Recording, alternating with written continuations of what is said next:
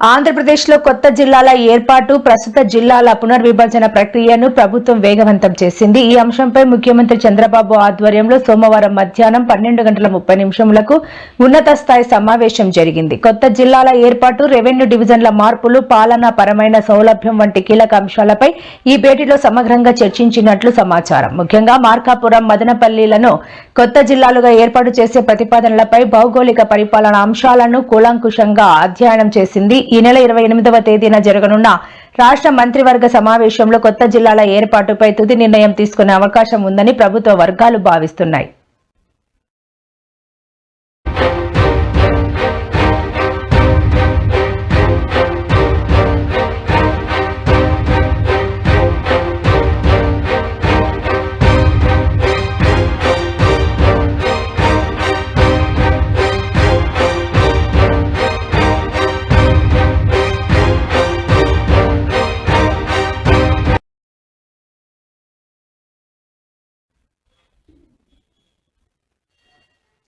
తూర్పుగోదావరి జిల్లా